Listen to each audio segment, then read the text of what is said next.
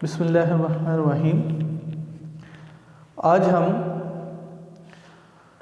Consumption of wealth का second fundamental law पढ़ने जा रहे हैं, जिसका नाम है law of equi marginal utility.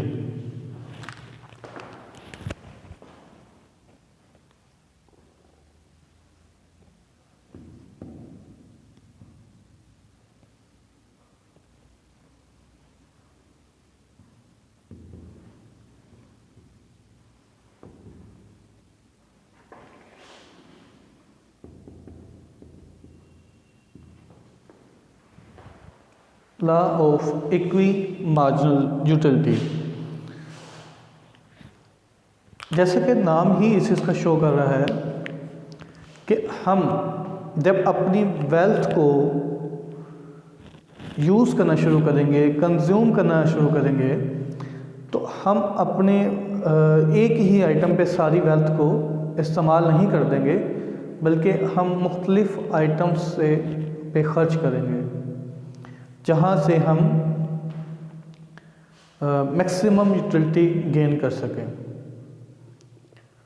तो हमने अपने बजट को, अपनी वेल्थ को इस तरीके से खर्च करना है कि जितनी भी आइटम हम परचेज़ करते हैं उसका जो लास्ट यूनिट्स जो भी हम हासिल करें,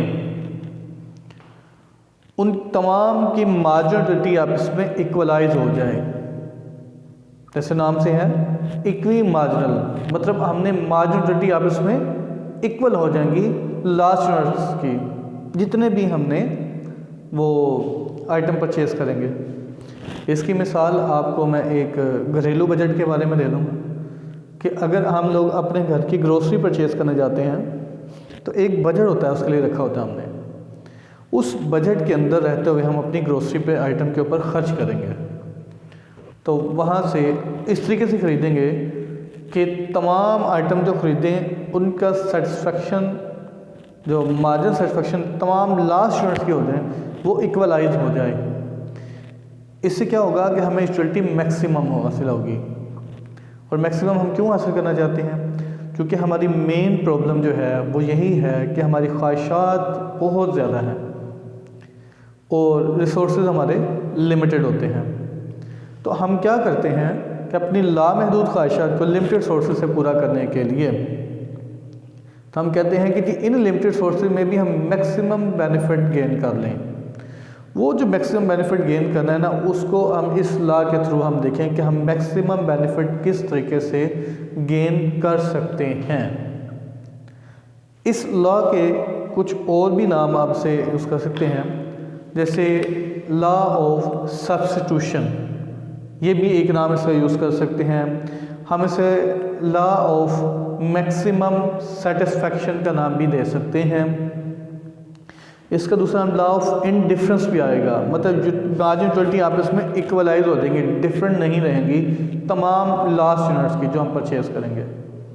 फिर उसके बाद law of economy of expenditure, expenditures में हमने इकोनॉमी लेकर आनी है कि अपने कम करने हैं एक्सपेंडिचर्स वगैरह। इसके लिए क्या कहा गया कि एक इक्वेशन दी गई है कि हम इक्विलिब्रियम में कब होंगे। हम कंज्यूमर है ना, तो हमने मार्जिनल यूटिलिटीज़ को इक्विलिब्रियम में लेकर आना है, मतलब मैक्सिमम बेनिफिट गेन करना है।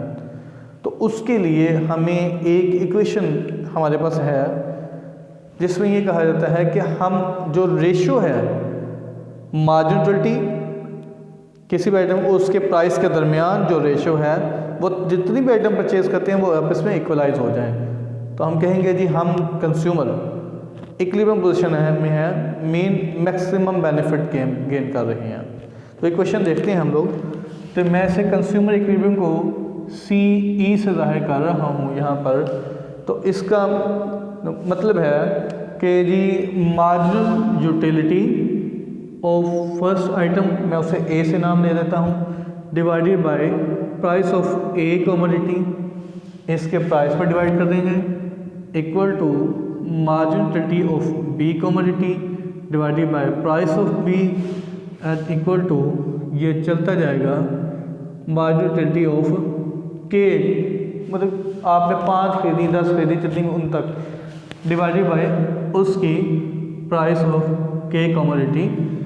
तो आप तमाम की जो ये रेशो है ना, जब ये इक्वलाइज हो जाती है तो हम कहते हैं कि ये जो हमारा कंज्यूमर है वो इन इक्विलिब्रियम है मैक्सिमम बेनिफिट गेन कर रहा है।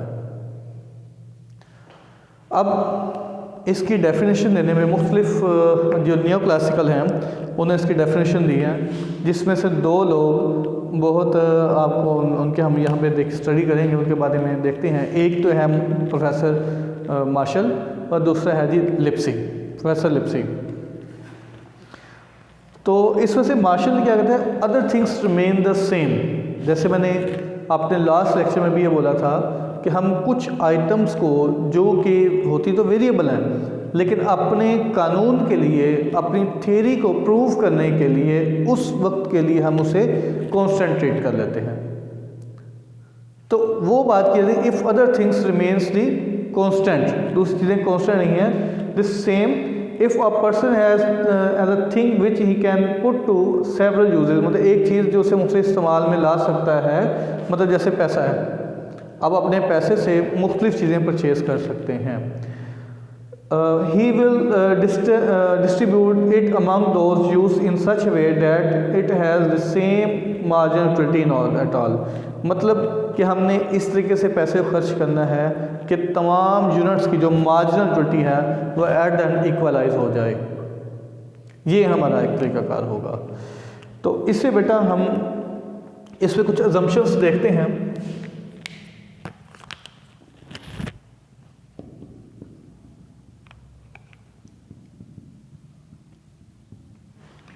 ये मैंने कल भी आपसे शेयर किया, इनके लास्ट लेक्चर में शेयर किया कि अजम्पशन से मुराद तमाम वो प्री कंडीशंस होती हैं जो कि लाजमी होती हैं, जिसे हमने ऐसी वेरिएबल आइटम जिसे हमने अपने थ्योरी के लिए कॉन्सेंट्रेट कर लेते हैं। ये वो कंडीशन है, वो शराइत हैं, अगर ये होगी तो हमारा कानून एप्लीकेबल होगा, अदरवाइज़ हमारा कानून एप्लीकेबल नहीं होगा। तो वो देखते हैं जी कौन कौन सी हैं।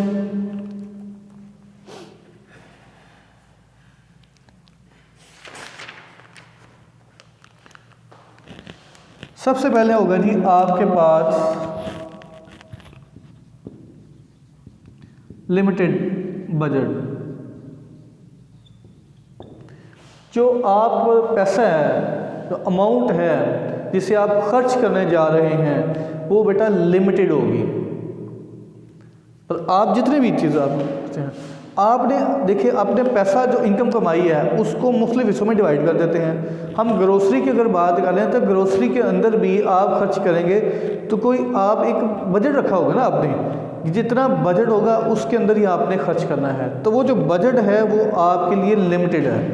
आपने 5,000 रख लिया, आपने 10,000 रख लिया, आपने 20 कर लिया, आपने 50, आपने 1 लाख रख दिया, तो एक तो लिमिट तो है ना कोई। इसका मतलब कि आपके लिए जो बजट है वो लिमिटेड होगा।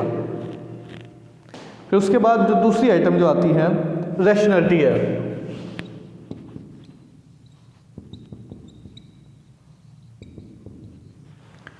रैशनैलिटी से मुराद कि जो आपका कंज्यूमर है, हम लोग वो रैशनल हैं, मतलब कि हमारा जो मकसद है वो है जी मैक्सिमम बेनिफिट गेन करना।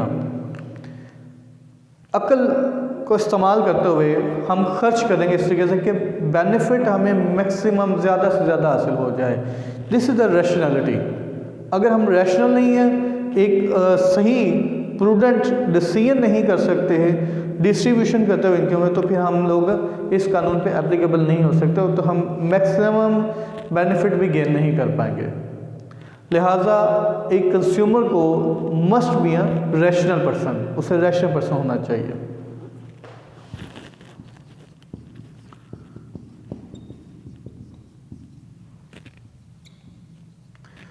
और जो गुड्स हैं वो अशिया जिसमें हम डिस्ट्रीब्यूशन से हमें खर्च करने जा रहे हैं पर वो डिविजिबल होगी, मतलब छोटे यूनिट में डिवाइड किया जा सकता होगा।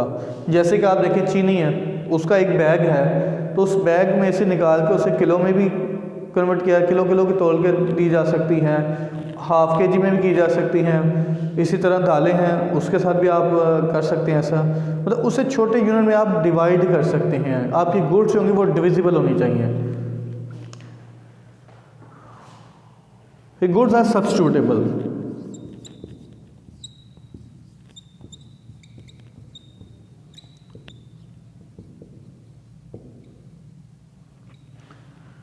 जितनी भी अशिया हैं जिसमें हम अपनी इनकम को खर्च करने जा रहे हैं वो आपस में सब्स्टिट्यूटेबल भी हों। ये ना हो ये चीज़ आपस में सब्स्टिट्यूटेबल नहीं, आप उन पर खर्च करना शुरू कर देते हैं, फिर हम उनकी मार्जिनल यूटिलिटी को आपस में कंपेयर नहीं कर सकेंगे। तो बेहतर ये है कि गुड्स आपस में सब्स्टिट्यूटेबल हों, तो फिर मुनासिब रहेगी चीज़। फिर डिमिनिशिंग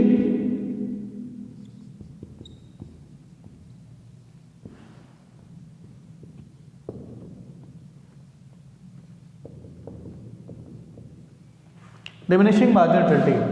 तो आप जो चीज़ें भी हम इस्तेमाल कर रहे हैं उनकी जो मार्जिनल यूटिलिटी होगी वो डिमिनिश करेगी, कम होगी। जैसे जैसे इस्तेमाल करते जाएंगे या जैसे जैसे परचेजिंग करेंगे तो हर आने वाला यूनिट हमें पहले से कम सेटिस्फैक्शन देगा। ये है जी डिमिनिशिंग मार्जिनल यूटिलिटी का। फिर क्या जी, कांस्टेंट प्राइस।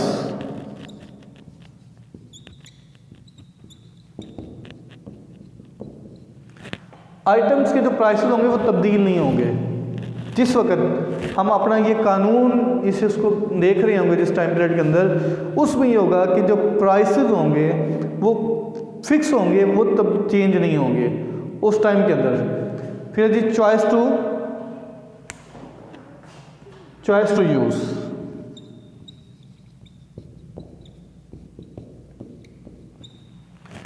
हम चीज़ को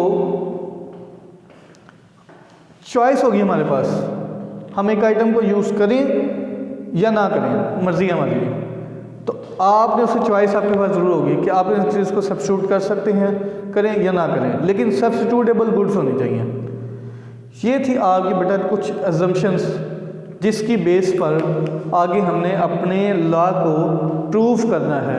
अगर ये कंडीशन है तो हमारा कानून ठीक है, अगर ये कंडीशंस नहीं है तो फिर हमारा कानून ठीक नहीं है, वो एप्लीकेबल नहीं हो सकता।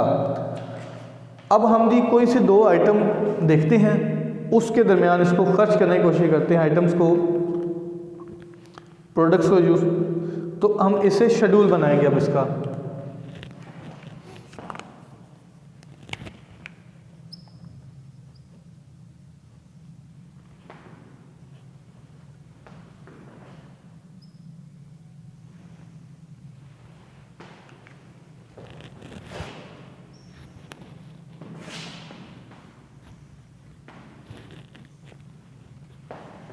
ये एक टेबल बनाते हैं। इस टेबल पर चेक करते हैं कि उनके आइटम्स को मैं कहता हूँ units of money,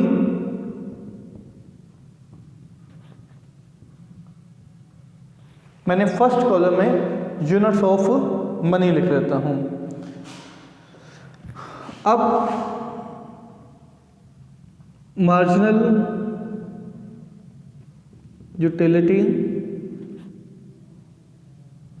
of product A है एंड मार्जिनल यूटिलिटी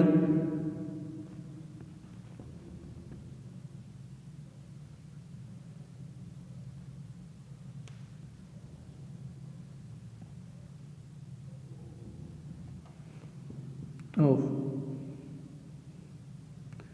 सपोज यहाँ पे प्रोडक्ट ए को मैं नाम दे देता हूँ ऑरेंजेस और ये एप्पल्स है। सपोज ये दो मैंने नाम, कोई आइटम ले लीजिए हमने, इसमें से मैंने यहाँ पे जो चूज़ किया है वो ऑरेंजेस एंड एप्पल्स का यूज़ किया है। तो मेरे पास टोटल जो पैसे हैं सपोज वो 5 रुपये हैं या 5 रुपये हैं मेरे पास, तो उसे हम लिखते हैं जी 1 2 3 4 5। सपोज हम कर रहे हैं कि रुपीज़ के अंदर यानी कि हमारी वो ये मैंने यूनिट्स लिए हैं कि इससे हम ये चीज़ें परचेज़ कर सकते हैं। आप इन रुपीज़ के अंदर आप हंड्रेड्स लिख लें या आप इन्हें 50s में लिख लें, मर्ज़ी है आपकी, आप इसे चेंज। तो मैंने सपोज़ किया है कि ये यूनिट्स हैं, इनसे हम ये चीज़ें परचेज़ कर सकते हैं। तो अगर सपोज़ कि मैंने पहला जो पहले रुपये से जो खर्च किया ऑरेंज पर, तो मुझे उससे जो यूटिलिटी हासिल हुई है वो हुई है 30 यूटिल्स की यूटिलिटी मुझे हासिल हुई है। इसके बाद नेक्स्ट मुझे जो इस यूनिट में इस्तेमाल किया, तो मैंने दूसरा यूनिट इस्तेमाल किया तो यूटिलिटी हुई है 25 हासिल हुई। तीसरा भी अगर इस पर खर्च कर दूंगा यूटिलिटी होती है 20, चौथा भी यूनिट कर दें 15, पाँचवा किया तो बेटा 10, तो मुझे ये यूटिलिटी हासिल हो रही है ऐसे। तो इसका अगर टोटल करें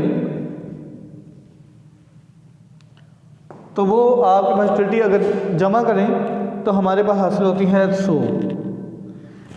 इसका मतलब अगर मैं अपने सारे पैसे ऑरेंजेस पर खर्च कर दूं तो मुझे टोटल जो यूटिलिटी हासिल होगी इन सब को ऐड करने के बाद वो होगी मेरे पास 100।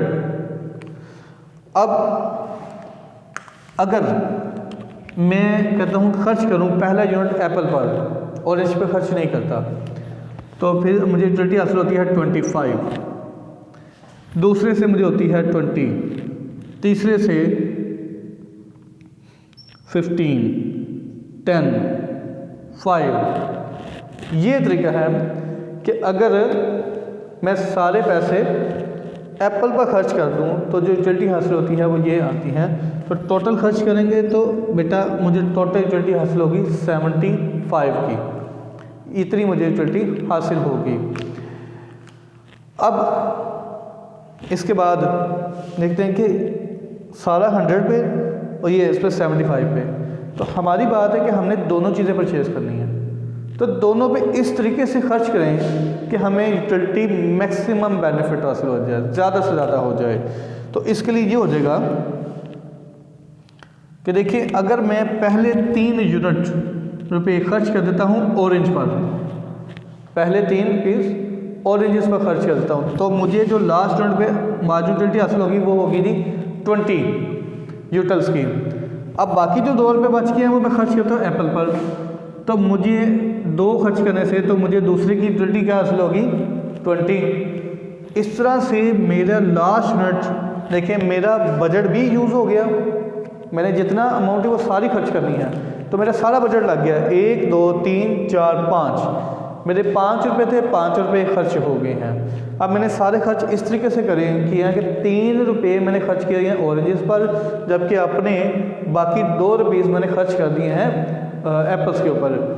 तो लास्ट यूनिट की जो मार्जिन यूटिलिटी है वो हो गया जी इक्वलाइज, बराबर हो गई है जो यूटिलिटी ये है। तो इस तरह से अब अगर देखें मुझे बेनिफिट हासिल हुआ है, ज़्यादा हुआ है या थोड़ा हुआ है, तो वो अगर मैं देखें तो हम यहाँ पे इसकी कुछ कैलकुलेशन करेंगे। कैलकुलेशन करके देखते हैं हम। TU ऑफ मैं और लिख देता हूँ ऑरेंजेस से टोटल यूटिलिटी जो हासिल होती है वो है जी मेरे पास 30 प्लस 25 प्लस 20, इन्हें ऐडअप करें तो ये 45 एंड 30 75 और टोटल यूटिलिटी ऑफ एप्पल्स वो कितनी हासिल होगी बेटा मुझे 25 तो ये वाले हैं और 20, और इसे मैं ऐड अप करूँ आप इसे 45 बनता है। अब इसे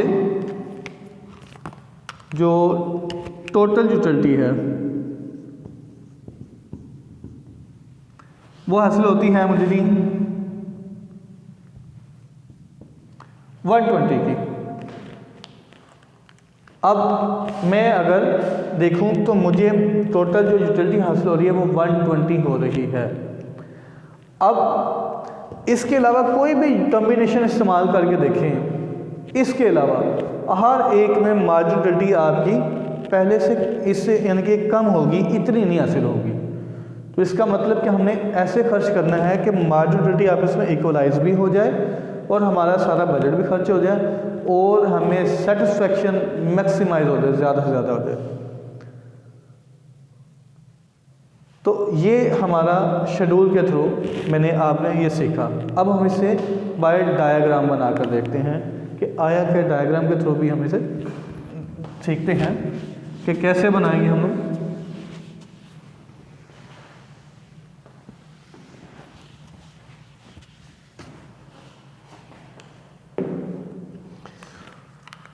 सपोज ही हम एक डायग्राम तैयार करते हैं यहाँ पर। अब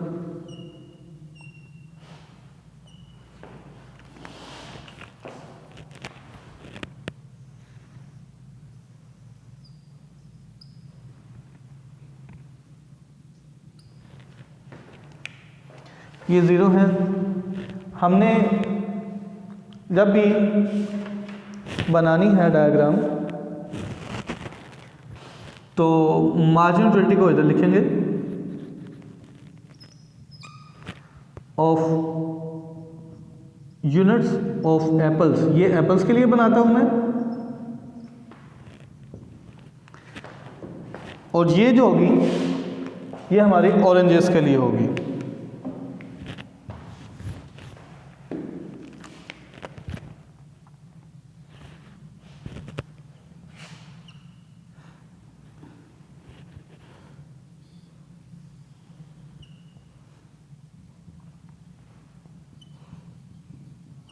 Units of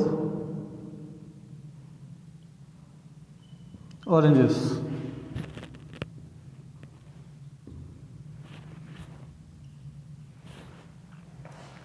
अब इसको रिकॉर्ड करना शुरू करते हैं। इसकी ये स्केलिंग करते हैं।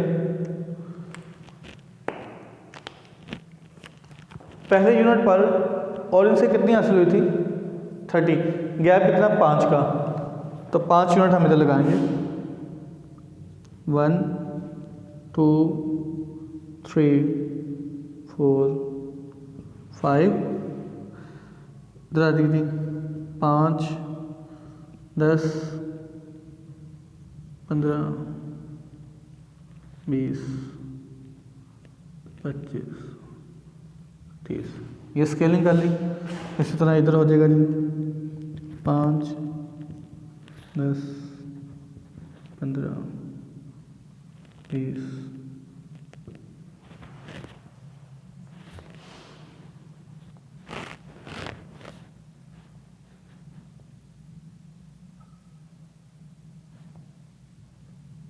25 30।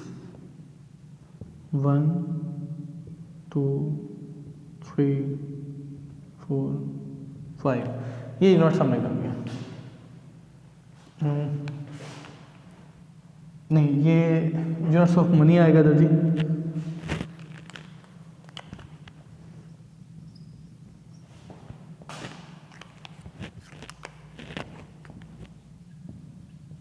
यूनिट्स ऑफ मनी ये होगा जी। यहाँ पे हमने यूनिट्स ऑफ मनी जो ये खर्च किए ये आएगा, और इधर हमने मार्जिन 20 ले लेनी है। और ये ऑरेंजेस की है जी, मार्जिन 20 ये ऑरेंज का है, और ये आपकी आ जाएगी उसकी एप्पल्स की। तो हम इस तरीके से देखेंगे कि हमने अपनी ये जो सारी हैं खर्च करनी है। तो पहला हम ऑरेंज को देखते हैं कि पहला यूनिट खर्च करेंगे तो मार्जिन 20 कितनी हासिल होगी हमें? 30 की। तो हम इसको फर्स्ट यूनिट को बढ़ाएंगे 30 तक।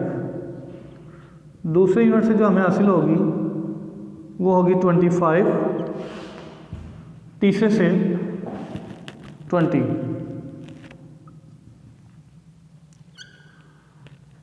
चौथे से हमें 15 हासिल होगी। पांचवें से हमें 10 यूटिलिटी हासिल होगी। तो इस तरह से हमारा जो ग्राफ बनेगा हम मिलाएंगे इसको।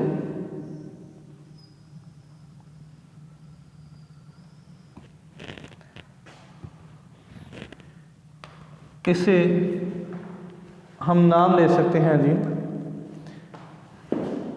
MUO, मतलब ऑरेंजेस की मार्जिन 20 कर्व जो होगी MUO, और यहाँ पर आप इन यूनिट्स को नाम दे सकते हैं, ये जो कॉम्बिनेशन ABCDE, ये एक ग्राफ बन जाता है इसका। अब इसका ग्राफ चेक करते हैं। अगर हम इस पे खर्च करें तो मेरा बेटा पहला यूनिट खर्च करेंगे तो हमें जो मार्जिनलिटी एप्पल्स की हासिल होती है वो होती है 30, तो हम 25, तो हम इसे बढ़ाएंगे 25 तक।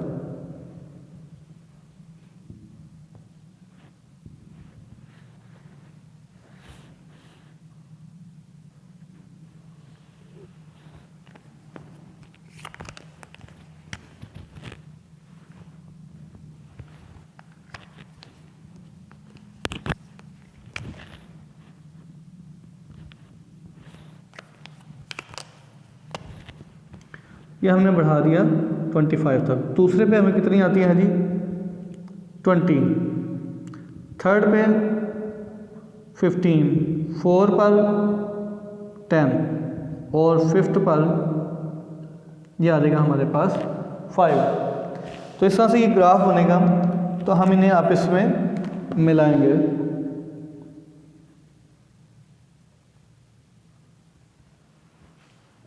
जैसे MUA मतलब एप्पल्स का मार्जिनलिटी कर्व, ये हम इसे बता सकेंगे। अब इन्हें उसी तरह इनके नाम रख दें हम लोग ABCDE, ये पॉइंट है। तो ये हमें शो कर रहा है कि देखें अगर हम अपना खर्च इस जगह पर हम ऐसे करें, लाइन लगाएं,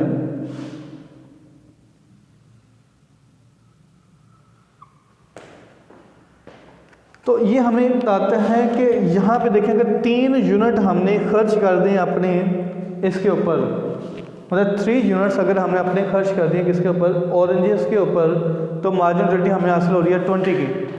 और अगर हमने 2 यूनिट खर्च कर दी हैं अपने इस पर एप्पल्स पर, तो मार्जिनलिटी होती है 20। तो इस तरह से हमारी मार्जिनलिटी क्या हो रही है, इक्वलाइज हो रही है, बराबर हो रही है। तो ये है बेटा हमारा ग्राफिकल इसकी एक्सप्लेनेशन ऑफ दिस लॉ। अब इसके बाद हमारा कुछ चीज़ें ये रहती हैं कि इसके लॉ के अंदर कुछ चीज़ें लिमिटेशन भी होती हैं। लिमिटेशंस क्या होती हैं? लिमिटेशन मतलब ऐसी तमाम चीज़ें जो कि हमारे लिए बेटा तमाम चीज़ें जिसके ऊपर ये कानून एप्लीकेबल नहीं होता, जिसमें ये कानून हम अप्लाई नहीं कर सकते। अजम्पशन वो होती हैं जिसके अंदर हम कानून अप्लाई करने के लिए ये चीज़ें होनी चाहिए, और लिमिटेशन वो है जिसमें कानून अप्लाई नहीं होता। तो उसे हम देखेंगे अब।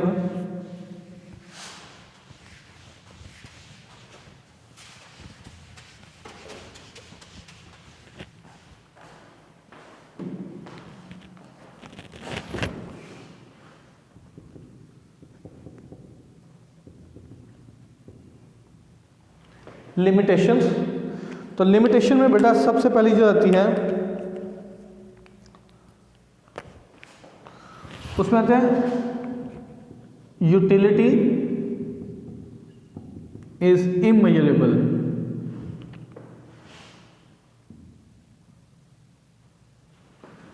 यूटिलिटी, क्योंकि इंसान है, हम लोग यूटिलिटी को एक ऐसा नाम दे रहे हैं कि हम इसे मेजर कर सकते हैं, लेकिन बात यह है कि यूटिलिटी मेजरेबल नहीं है। हम इंसान हैं, कोई मशीन नहीं है जिसको बेटा यूटिलिटी का ऐसा दिमाग में ऐसा आधा लगा है जैसे यूटिलिटी को मेजर कर दें ये इतनी है इतनी है। हम जैसे शो कर रहे हैं हमें 10 यूटिल्स की, 30 यूटिल्स की, 25 यूटिल्स की यूटिलिटी हासिल हुई है, लेकिन ये सिर्फ हमारी हम अंदाजे से क्या वैल्यू लिख देते हैं, लेकिन इसके लिए मेजरेबल नहीं है। ये मेंटल सेटिस्फेक्शन है, आप दिमाग की एक सुकून है जो आपको मिलता है, लेकिन आप इसे नंबर्स में मेजर नहीं कर सकते। ये फर्स्ट लिमिटेशन में आ जाती है इसकी। दूसरा ये है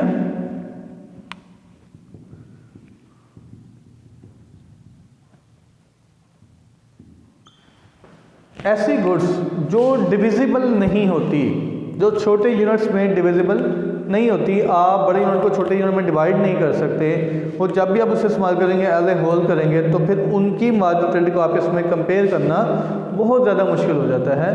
जैसे आप देखें जी, एक मुर्गी है और दूसरी तरफ एक गाय है, तो आप इसे डिवाइड नहीं कर सकते एज ए होल, इनको देखेंगे तो आप डिविजिबल नहीं है। ये नहीं कि जब आप दुकान पे जाओ कि जी सर उतार के दे दे गाय का, उसको और मुर्गी का आप इसमें कंपैरिजन करने लग जाए, नहीं। यूनिट जो डिविजिबल नहीं होती उसके ऊपर ये कानून एप्लीकेबल भी नहीं होता, नहीं कर सकता मैं इसे एप्लीकेबल उसके ऊपर।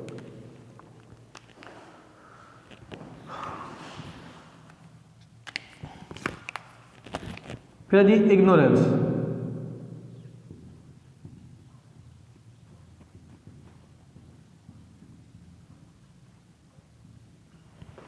कंज्यूमर अगर चीज़ परचेजिंग करते वक्त रैशनल बिहेवियर नहीं करता, इग्नोरेंस शो करता है, तो बेटा उस केस में भी ये फिर वो ये जज नहीं कर पाएगा कि मार्जिनलिटी मुझे मैक्सिमम हासिल हुई है, सेटिस्फेक्शन मिली है कि नहीं मिली, या आप इसमें इक्वलाइज हुई हैं यूटिलिटीज़ क्या नहीं हुई। तो उस केस में आपके मतलब जज जब नहीं कर पाते तो फिर ये कानून भी एप्लीकेबल ऐसी हालात में नहीं होता हमारे लिए। फिर आपके लिए जो आगे की चीज़ आएगी, कस्टम्स एंड फैशंस।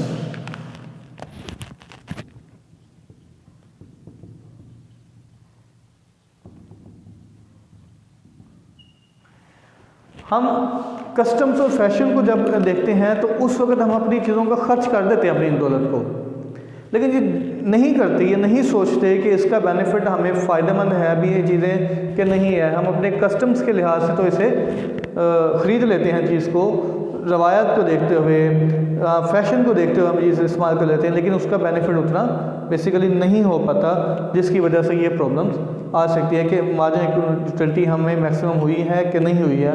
उस केस में ये कानून एप्लीकेबल नहीं होगा। फिर आपकी आ जाती है इर्रेशनल बिहेवियर।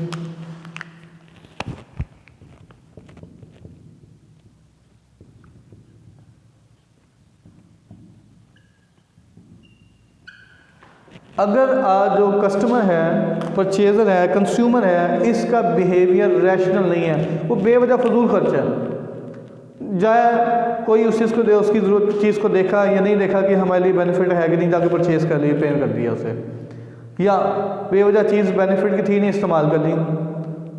तो ऐसे केसेस के अंदर ये जो चीज़ आ रही है कि हमारा बिहेवियर इर्रेशनल होगा, तब भी ये कानून एप्लीकेबल नहीं होगा हमारा। फिर टाइम पीरियड के लिहाज से बात का होता है,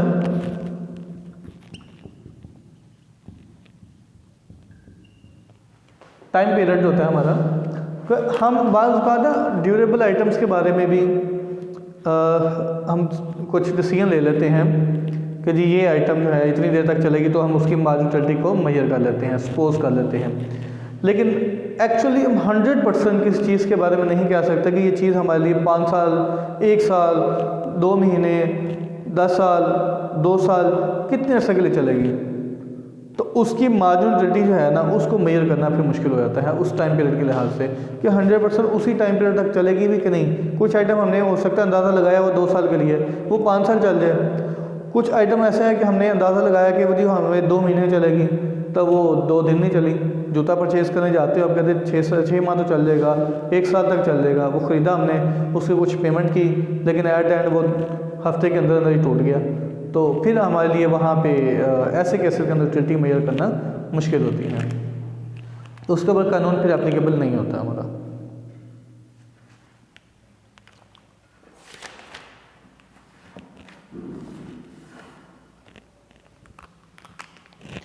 इसके बाद जी कुछ इसकी इम्पोर्टेंस देखते हैं हम लोग।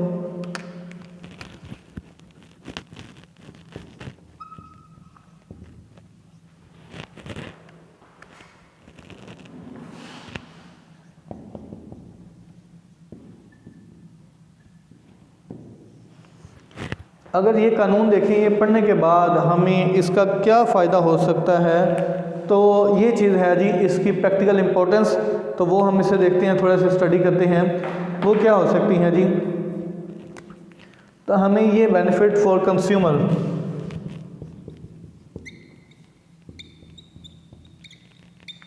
एक कंज्यूमर को बहुत ज़्यादा फ़ायदा हो सकता है कि जब ये लॉ पढ़ेगा, इस कानून को पढ़ने के बाद, इसको जानने के बाद वो बंदा रैशनल बिहेवियर में उससे हेल्पफुल होगा कि मैंने अपनी चीज़ों पे जो खर्च करना है वो किस तरीके से करने का, उसको एक तरीकाकार मिल जाता है, एक रास्ता मिल जाता है कि जी मैंने अपनी कंजम्पशन जो है, अपने पैसे को किस तरीके से खर्च करना है चीज़ों के ऊपर। तो ये उसके लिए आसानी हो जाती है थोड़ी सी चीज़ों को समझने में, यूटिलिटी को समझने के लिए, उसको बेनिफिट मैक्सिमम हासिल करने के लिए।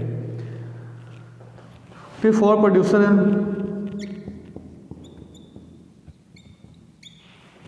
फॉर प्रोड्यूसर के लिए ये होता है कि इसने जो चीज़ें प्रोड्यूस करनी होती है ना, तो बेटा इनने फैक्टर्स ऑफ प्रोडक्शन पे खर्च करना होता है। तो जब ये प्रोड्यूसर को जो इस इल्म के बारे में, इस लॉ के बारे में प्रोड्यूसर जानेगा, तो वो फिर अपने पैसे को इस तरीके से अपने कैपिटल को खर्च करेगा मुख्तलिफ फैक्टर्स ऑफ प्रोडक्शन के ऊपर कि उनकी मार्जिन प्रोडक्टिविटी वो मैक्सिमम बराबर हो जाए। इस तरह से वो प्रोडक्शन उससे ज़्यादा से ज़्यादा हासिल कर लेगा और मार्जिन प्रोडक्टिविटी तमाम फैक्टर ऑफ प्रोडक्शन जो लैंड, लेबर, कैपिटल, ऑर्गेनाइजेशन है, उन तमाम के लिए मार्जिन प्रोडक्टिविटी इक्वलाइज कर देगा। ये उसका बेनिफिट मिलेगा इस चीज़ का।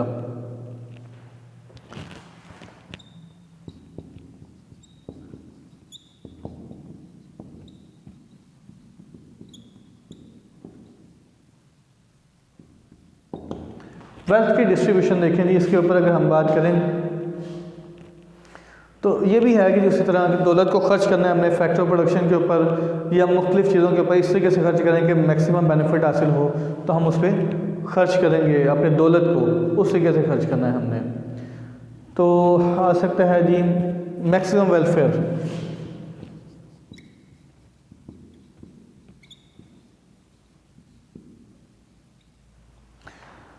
वेलफेयर जी मैक्सिमम हासिल करना चाहते हैं हम लोग। वेलफेयर होता है गवर्नमेंट अपने वेलफेयर हासिल करने के लिए मुख्तलिफ सेक्टर्स के ऊपर उन्हें डिवाइड करती हैं और अपने पैसे को, जो पब्लिक फाइनेंस होता है, इसको मुख्तलिफ सेक्टर में इस तरीके से खर्च करती है कि तमाम सेक्टर से हमें मैक्सिमम जो है वो हमारी आवाम की वेलफेयर जो होता है मैक्सिमाइज़ हो सके, जो हमने लोगों को वेलफेयर के लिए काम करना है वो मैक्सिमाइज़ हो सके, जो पैसा जो खर्च किया है उससे जो यूटिलिटी हासिल हो सके तो मैक्सिमाइज़ हो जाए और यूटिलिटी भी हमारी तमाम सेक्टर जो हैं इकोनॉमी के वो इक्वलाइज हो सके, उसकी यूटिलिटी इस तरीके से खर्च करना। तो ये बेनिफिट हो जाता है गवर्नमेंट को भी। फिर बेटा इसके बाद आ जाएगा जी हमारा इसके फाइनेंस मिनिस्टर।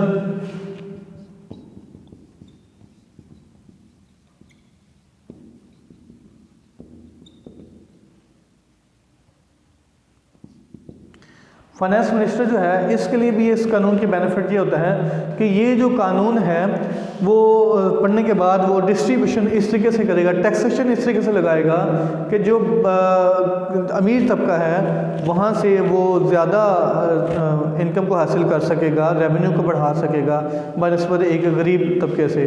गरीब तबके के ऊपर अगर आप खर्च कर उनकी टैक्स रेट ज़्यादा लगा देंगे तो उससे क्या होगा कि उधर से टैक्स रेट जितना मर्जी ज़्यादा करें लेकिन टैक्स रेवेन्यू हमें कम इकट्ठा होगा। तो अगर हम अपने इस तरीके से करें कि हमारा टैक्स रेट इस तरीके से लगाया जाए कि मैक्सिमम हो जाए, हमारा रेवेन्यू बढ़ जाए, मैक्सिमम रेवेन्यू हमें हासिल हो जाए, तो इस तरीके से ये कानून उसके लिए हेल्पफुल होगा फाइनेंस मिनिस्टर के लिए। तो ये था जी हमारा आज का टॉपिक, हमारा law of diminish equi marginal utility. I hope so कि आप तमाम लोगों को मेरा ये टॉपिक समझ आया होगा। तो अगर आपको मेरा टॉपिक समझ आया तो आप मुझे मैसेज भी कर सकते हैं ऑप्शन। अगर आपको कोई प्रॉब्लम आती है यहाँ पे क्लियर नहीं है तो मुझसे कांटेक्ट कर सकते हैं आप। अगर आप मज़ीद इकोनॉमिक्स को स्टडी करना चाहते हैं मुझसे तो आप मुझसे रब्ता कर लें, उसका मैसेज कर दीजिएगा। इंशाल्लाह I will teach you, I will explain it very well and इससे ज़्यादा बेहतर तरीके से भी इसे समझा सकूँगा अगर आप लोग चाहें तो। बाकी भी इकोनॉमिक्स इंशाल्लाह मैं आपको सिखाता रहूँगा। थैंक यू जी, अल्लाह हाफिज़।